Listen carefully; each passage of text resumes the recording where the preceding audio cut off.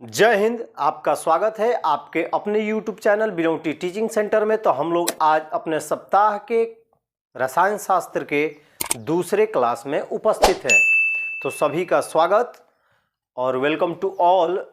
हम लोग पढ़ रहे हैं अपना दूसरा चैप्टर अम्ल भस्म एवं लवण यानी एसिड बेस एंड साल्ट। हम लोगों ने पढ़ा व्हाट इज एसिड यानी अम्ल क्या है, व्हाट इज ए बेस भस्म क्या है, what is Arrhenius acid, what is Arrhenius base यानी अर्हेनियस अम्ल क्या है, अर्हेनियस भस्म क्या है। ये आप लोगों को कंफर्म हो गया था। मैंने पिछले कल के क्लास में यानी पीछे वाले क्लास में आप लोगों को इसके बारे में बताया था। उम्मीद है आप लोगों को पूर्णतः समझ में आ गया होगा। चलिए अब हम लोग पढ़ेंगे कि अम्ल के भौतिक गुण क्या होते हैं, that means the physical property of the acid. जो भी इस वीडियो को देख रहे हैं, पहली बार चैनल को देख रहे हैं, तो चैनल को सब्सक्राइब जरूर करेंगे और जितने भी बच्चे इस चैनल को सब्सक्राइब कर लिए हैं वो इसको ज़्यादा से ज़्यादा शेयर करेंगे, वीडियो को लाइक भी करेंगे, बेल आइकन को प्रेस भी कर लीजिएगा ताकि जब वीडियो आप आए तो सबसे पहले नोटिफिकेशन आपको मिले। तो चलिए बिना देरी के आज हम लोग शुरू करते हैं हमारा पहला क्वेश्चन यानी अम्ल के भौतिक गुण, that means the physical properties of the acid. Physical property of the acid. अम्ल के मैंने बताया कि वह पदार्थ जो स्वाद में खट्टा होता है, वह पदार्थ जो स्वाद में खट्टा होता है तथा धातुओं से अभिक्रिया करके हाइड्रोजन गैस देता है, उसे हम अम्ल कहते हैं। तो पहला इसका गुण होता है कि अम्ल के निम्नलिखित भौतिक गुण होते हैं। पहला, अम्ल स्वाद में खट्टा होता है। क्या होता है? अम्ल स्वाद में खट्टा होता है। कुछ अम्ल तीव्रनाशक एवं विषैले होते हैं। कुछ अम्ल जो होते हैं वो तीव्रनाशक होते हैं और विषैले भी होते हैं, यानी वो पॉइजन का भी काम करते हैं। तीव्रनाशक इथेनॉल है। इथेनॉल यदि है ना, इथेनॉल एक अम्ल है, उसको यदि कहीं छींट के माचिस जला दो तो वो जल जाएगा। कुछ अम्ल जो होते हैं उनका उपयोग भी होता है और कुछ अम्लों को से दूरी बनाना ही बेहतर होता है क्योंकि वो तीव्रनाशक होते हैं और विषैले भी होते हैं। सल्फ्यूरिक अम्ल जो है उसको जल में हम नहीं डाल सकते। जल में जैसे ही डालेंगे देखिएगा वो भभकने लगता है, बहुत सारा धुआं और एक अलग प्रकार की गंध आती है। तो कभी भी आप लोग अपने स्कूल के प्रयोगशाला में जाएं तो ध्यान रख कर जाएं, कभी भी किसी चीज़ को कहीं भी एक्सपेरिमेंट मत करा दीजिएगा, नहीं तो पूरा एक्सपेरिमेंट आप ही पे हो जाएगा। पता चलेगा भगदड़ हो गई है और दो चार उसी में बच्चे गिर गए हैं। तो कभी भी एक्सपेरिमेंट अपने टीचर के उपस्थिति में ही करें, इन प्रेजेंट नहीं तो कुछ भी गलत हो सकता है। और सबसे पहले कि आप यदि लेबोरेटरी में जाते हैं तो लेबोरेटरी में जाने के पहले हैंड ग्लव्स और मास्क जरूर लगा के जाएं। ये हमेशा ध्यान रखिएगा। आप लोगों के स्कूल में लेबोरेटरी होगी, वहाँ पे प्रयोगशाला में प्रयोग कराया जाता है, तो इनका ध्यान रखिएगा। तो पहला जो गुण है, अम्ल स्वाद में खट्टे होते हैं। दूसरा, कुछ अम्ल तीव्रनाशक एवं विषैले होते हैं। कैसे होते हैं? तीव्रनाशक भी होते हैं और विषैले भी होते हैं। और तीसरा इसका गुण है कि अम्ल नीले लिटमस पत्र को लाल कर देता है। एसिड है following physical properties. Acid are sour in taste, some acid are acute and poisonous. Acid turn blue litmus red. ये क्या करते हैं? लाल लिटमस नीले लिटमस को लाल कर देता है। आप हल्दी देखिएगा या आप देखिए, कुछ नहीं कीजिएगा, आप अड़हुल जो है ना, अड़हुल उसका पत्ता ले लीजिएगा और उस पर एक बार चूना लगा के देखिएगा, या हल्दी है, हल्दी को चूना के साथ मिलाइएगा, देखिएगा उसका कलर चेंज हो जाता है। तो वो बेस है। चूना क्या है? क्षार है। अम्ल वैसे ही अम्ल की जो क्रिया होती है ये नीले लिटमस पत्र को क्या कर देता है? लाल कर देता है। जैसे आप देखेंगे कि जैसे ही हम पीले हल्दी में चूना मिलाते हैं तो वो लाल हो जाता है। तो वो भस्म है, यानी वो क्या करता है कि लाल को नीला बना देता है।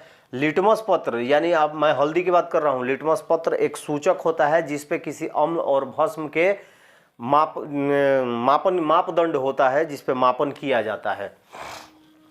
तो अम्ल के भौतिक गुण आप लोग समझ गए होंगे कि अम्ल स्वाद में खट्टे होते हैं, कुछ अम्ल तीव्रनाशक और विषैले होते हैं, अम्ल नीले लिटमस पत्र को लाल बना देता है। That means acid are sour in taste, some acids are acute and poisonous, acid turn blue, litmus red.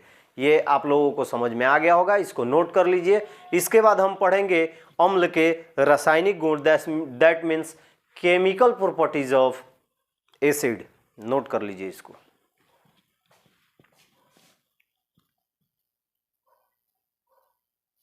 चलिए अभी हम लोगों ने पढ़ा अम्ल का भौतिक गुण, अब शुरू करते हैं हमारा अम्ल का रासायनिक गुण यानी chemical properties of the acid, यानी रासायनिक गुण और भौतिक गुण। तो ये देखिए आप लोगों को डिफरेंस ये हमेशा तय रखना है कि भौतिक गुण वो होता है जो ऊपरी रूपरेखा से तय होता है, यानी उसके आउटलेट को देखकर, उसके रंग ढंग को, ऊपरी भाषा में जो उसका रंग ढंग होता है उसको देख के हम जो गुण प्रदर्शित होता है उसे भौतिक गुण कहते हैं। लेकिन जब किसी के साथ संयोग करके कोई पदार्थ कुछ बनाता है तो उसे हम रासायनिक गुण कहते हैं, हमेशा दिमाग में रखिएगा। अब देखिए हम पढ़ते हैं पहला अपना कि अम्ल के रासायनिक गुण, यानी अम्ल के निम्नलिखित रासायनिक गुण होते हैं। एसिड है फ्लोइंग केमिकल प्रॉपर्टीज। सबसे पहला होता है कि धातुओं से अभिक्रिया। मैंने आप लोगों को बताया था, कभी भी आप जब पॉइंट लिखते हैं, अपना हेडिंग लिखेंगे तो उसको अंडरलाइन जरूर कीजिएगा। हमेशा याद रखिए, यदि आपको एग्जाम में नंबर उठाना है तो दिमाग में हमेशा रखना है कि जब हम हेडिंग लिखते हैं अपना, तो हेडिंग जो भी है हमारा निम्नलिखित के बाद आता है या किसी की डिफिनीशन लिखना है, तो जब ऊपर हम हेडिंग लिखते हैं तो उसको हमेशा अंडरलाइन कर लीजिएगा। और ज़्यादातर दिमाग में ये भी रखिएगा कि अपने एग्ज़ाम में ब्लू और ब्लैक दोनों पेन लेके जाइए। एक से यदि लिख रहे हैं तो दूसरे से हेडिंग लाइन दीजिए, लेकिन दो ही कलम रखिएगा। रेड और ग्रीन कभी भी इस्तेमाल मत कीजिएगा। मैं आपको ये भी बताऊंगा कि रेड पेन और ग्रीन पेन कौन इस्तेमाल करता है। धातुओं से अभिक्रिया मतलब रिएक्शन विथ ए मेटल। अम्ल धातुओं से अभिक्रिया करके लवण तथा हाइड्रोजन गैस मुक्त करता है। अम्ल क्या करता है? लवण से जब अभिक्रिया करता है, धातु से जब अभिक्रिया करता है तो लवण यानी साल्ट और हाइड्रोजन गैस मुक्त करता है। मैंने आपको परिभाषा में भी लिखाया था। Acid give hydrogen gas along with the respective salt when they react with a metal. जब अम्ल किसी धातु से अभिक्रिया करता है तो लवण और हाइड्रोजन गैस मुक्त करता है। देखिए आपको मैंने यहाँ पे लिखा है दो इक्वेशन, Zn प्लस H2SO4, इसको क्या बोलते हैं? Sulphuric acid. इसको क्या बोलते हैं? Sulphuric acid. मैंने आपको लिखवाया भी होगा, इसको लिख लीजिएगा। ये सल्फ्यूरिक एसिड है। जब Zn के साथ अभिक्रिया करके बनाता है ZnSO4 यानी जिंक सल्फेट, इसको क्या बोलते हैं? Zinc sulphate. लिख लीजिएगा, हिंदी वाले भी इंग्लिश वाले भी। और हाइड्रोजन गैस बाहर निकलती है। जब फेरस जो है हाइड्रोक्लोरिक अम्ल के साथ अभिक्रिया करता है तो बनाता है फेरस क्लोराइड और हाइड्रोजन गैस बाहर निकलता है। यह है फेरस क्लोराइड। ये आपका पहला रासायनिक गुण, यानी क्या बोलते हैं? अम्ल का पहला रासायनिक गुण, धातु से जब अभिक्रिया करता है तो लवण और हाइड्रोजन गैस मुक्त करता है। उम्मीद है आप लोगों को ये पॉइंट समझ में आ गया होगा, इसको नोट कर लीजिए। चलिए दूसरा लिखते हैं।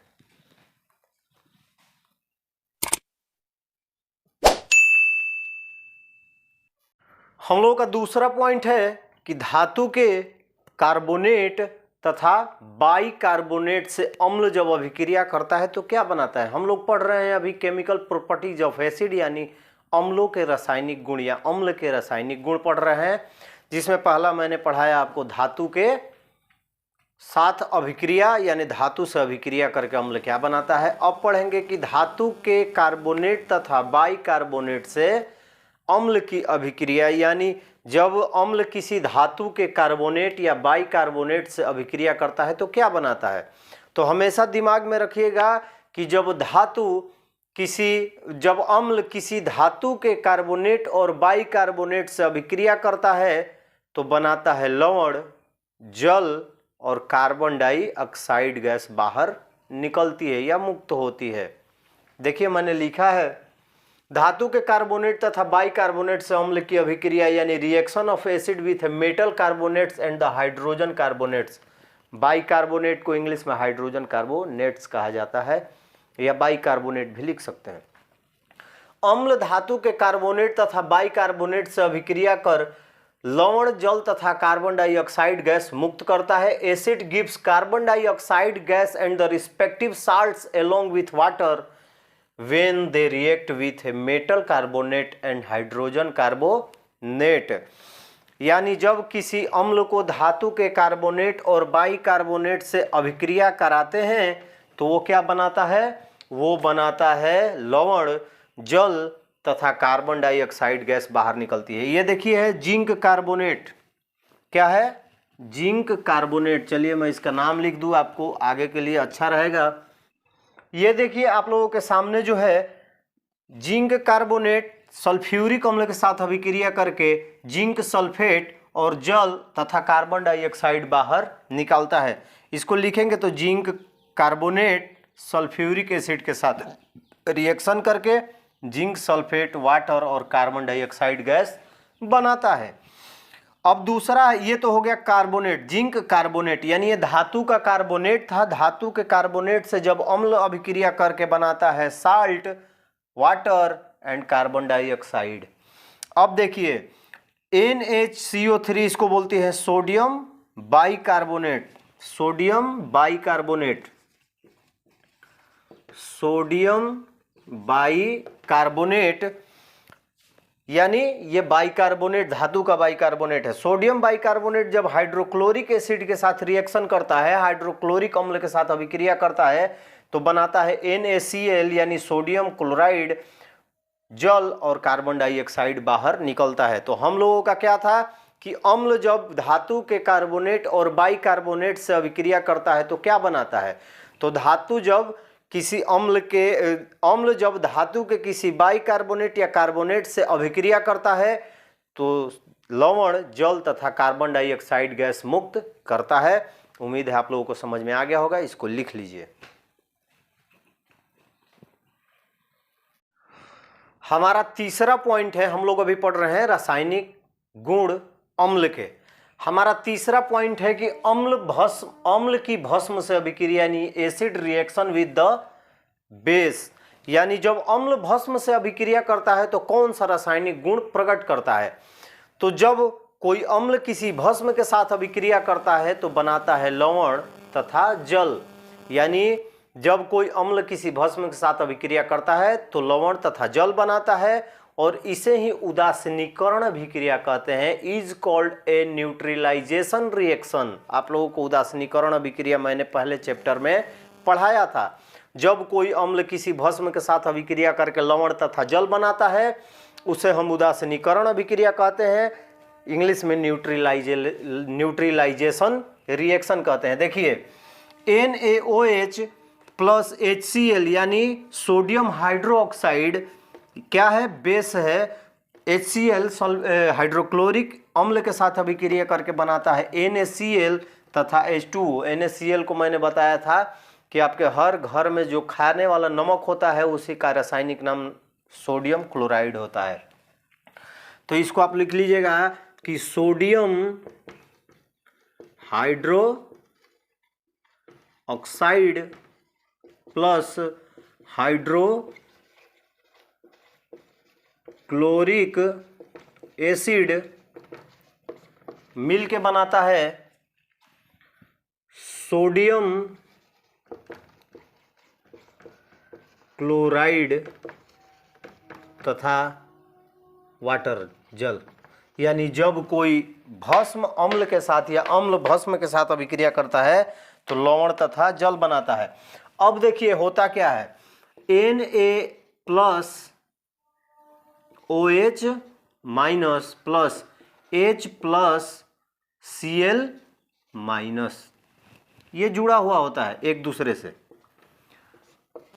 Na plus plus Cl minus H plus plus OH minus, यानी Na plus plus OH minus plus H plus plus Cl minus, मैंने क्या किया है आपके इस इक्वेशन को तोड़ दिया है। एक पे धनायन होता है एक पे ऋणायन, that means the positive and the negative. अब देखिए क्या होता है कि Na प्लस यहाँ पे क्या बनाता है, Na प्लस और Cl माइनस एक जगह जुट जाते हैं, यानी ऐड कर लेते हैं इसका प्लस और इसका माइनस। NaCl बनाने के लिए Na प्लस Cl माइनस एक दूसरे से जुट जाते हैं।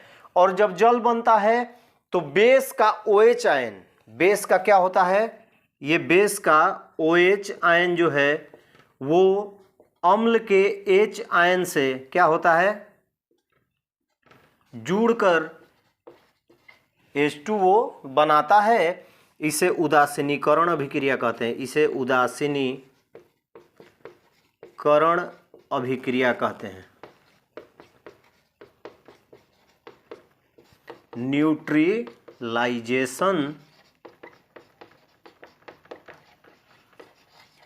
रिएक्शन,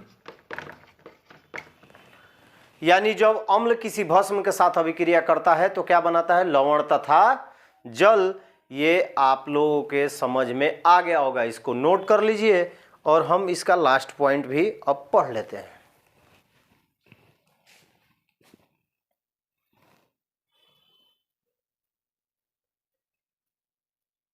हमारा आखिरी पॉइंट है अम्ल के रासायनिक गुण का चौथा पॉइंट, धातु के ऑक्साइड के साथ अम्ल की अभिक्रिया यानी acid reaction with metal oxide. जब अम्ल किसी धातु के ऑक्साइड के साथ अभिक्रिया करता है तो लवण तथा जल बनाता है। इसका मुख्य कारण है कि धातु के ऑक्साइड क्षारीय होते हैं। क्या होते हैं, मूलतः भस्म होते हैं। तो मैंने आपको बताया कि जब भस्म रहेगा तो अम्ल भस्म के साथ अभिक्रिया करके लवण तथा जल बनाएगा। तो धातु के ऑक्साइड मूलतः भस्म होते हैं, इसीलिए अम्ल धातु के ऑक्साइड के साथ अभिक्रिया करके लवण तथा जल बनाता है। देखिए मैंने लिखा है कि धातु के ऑक्साइड मूलतः भस्म होते हैं जो अम्ल से अभिक्रिया कर लवण तथा जल बनाते हैं। Metal oxide are a basically base with react with acid to form salt and the water. यानी ऑक्साइड जो होते हैं धातु के वो मूलतः क्या होते हैं, बेस होते हैं। क्या होते हैं, बेस होते हैं, जो कि अम्ल से अभिक्रिया करके लवण तथा जल बनाते हैं। ये देखिए क्यूपरिक ऑक्साइड CuO को क्या बोलते हैं, CuO को क्यूपरिक ऑक्साइड जब H2SO4 यानी सल्फ्यूरिक अम्ल के साथ अभिक्रिया करता है तो बनाता है क्यूपरिक सल्फेट और जल। यानी धातु के जो ऑक्साइड होते हैं मूलतः भस्म होते हैं, इसीलिए वो अम्ल के साथ अभिक्रिया करके लवण तथा जल बनाते हैं। इसको आप लोग नोट कर लीजिएगा। उम्मीद है आप लोगों को ये धातु के भौतिक गुण और धातु के अम्ल के भौतिक गुण और अम्ल के रासायनिक गुण ये आप लोगों को समझ में आ गया होगा। तो जो भी इस वीडियो को देख रहे हैं, फिर से सभी से रिक्वेस्ट है कि वीडियो को सब्सक्राइब कीजिए, लाइक कीजिए, शेयर कीजिए और इस चैनल को सब्सक्राइब जरूर कीजिए। चलिए हम फिर अगले क्लास में मिलेंगे, तब तक के लिए सबको जय हिंद। इसको नोट कर लीजिएगा।